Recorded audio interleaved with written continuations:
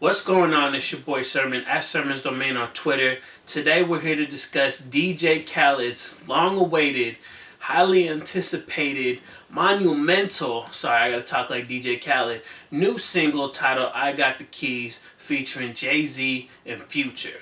This record dates back to at least February because Khaled signed his deal with Roc Nation at the end of February, and in the video of him and Jay, you hear Jay kind of preview a part of the verses that are on here. So he had recorded his verses a long time ago, probably before he did the All the Way Up and Drug Dealers Anonymous. So like this was the verse that really kicked it off. Khaled was teasing this for months before we even heard about the other remixes. And it's the third one to come out of the recent bunch of Jay features. For Free was more catered towards the radio, but I Got the Keys is obviously going towards that more street sound. It's produced by G Coop, Jake One, and Southside. Now that's a really good lineup, and the beat itself is cool. I'm trying to picture like what Jake One and G Coop ended up doing, because the whole beat really just sounds like Southside. You hear that 808 Mafia tag, and then you hear the whole beat. It sounds like that trap sound. And I think that works for Future. Future only does the hook on here, but I think he killed it. You know, it's a little bit repetitive, but it's not too repetitive that you're like, okay, this is too much. In my opinion, there's three key parts to Jay-Z's verses on I Got the Keys. Now, the first part is his line that goes, real life, I'm life goals.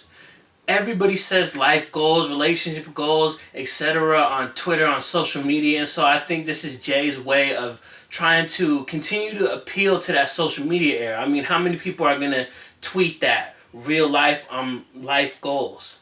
A lot of people are probably about to tweet that. And you could say it's Jay trying to be hip, trying to be cool, but at the same time, it's not a lie. It's a fact. Who doesn't want to be Jay-Z?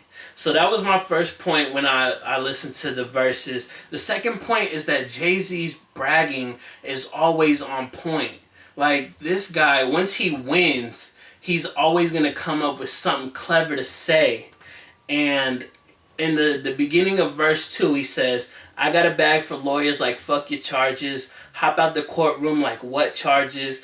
Big pimping on your court steps. Case y'all ain't noticed, I ain't lost yet. That is in response to the Big Pimpin' sample lawsuit that took place last year, and it wrapped up in October. Jay and Timbaland won that case. So that's Jay saying, I got the best lawyers and I'm not gonna lose. My third point is Jay's subliminals. Now, Jay and Drake have this kind of silent subliminal war going back and forth. And if you don't see it, I don't know what to tell you. I don't want to break down the entire history. That's a whole nother video. But as far as 2016 goes, Drake said on Summer 16, he said that he wanted to be on Rockefeller until he became Jay. And on I Got the Keys, Jay says, till you on your own, you can't be free. Till you're on your own, you can't be me. How we still slaves in 2016. Now, Jay-Z got rid of, his label deals. He's not signed to a label. He is the label. He owns the label, Roc Nation. He's not signed to a streaming service. He owns the streaming service, Tidal. And that's what Jay's getting at in the verses. He's talking about how Drake is locked in his deal with Cash Money, Young Money, and he talks about he subliminally jabs at his Apple Music deal. Now, Drake is making some serious money, so I'm sure he's not tripping, but at the same time, when you look at it, Jay-Z really got a lot bigger once he shed all of that. He got rid of, the label deals. No more labels, no Def Jam, no nothing. That's when he really, upped the ante and really did some huge things with his musical career, and being innovative, putting out the music through Samsung and just doing his own thing, not having to answer to anybody. And so I like that. And then he also said, I have to highlight this line as well to kind of back that whole Drake subliminal thing. He says, in real life, they're like me. In real life, I'm like, no. That is basically the most direct response to Drake's line about saying that he is Jay-Z. Jay says no. So, in this day and age, you can probably take it as reaching, but at the same time, Jay's level of subliminal has always been like at that level. So where you can, everything that I said can be factual because Jay thinks on that kind of level.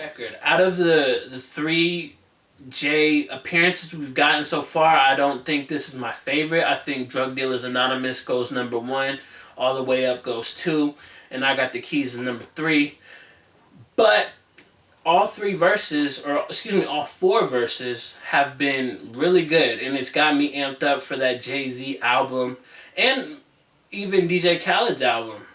His album drops, Major Key drops July 29th, and it has 14 songs, and it'll have appearances from Bryson Tiller, Rick Ross, Lil Wayne, the usual suspects. So I'm interested to see what else DJ Khaled has up his sleeve. I hope these 2 records, For Free and I Got the Keys, aren't the best thing on the album. I hope there's more, and I hope he also works with some new artists. I know I've said that time and time again. But anyways, that was what I had to say about I Got the Keys, DJ Khaled, Jay-Z, Future.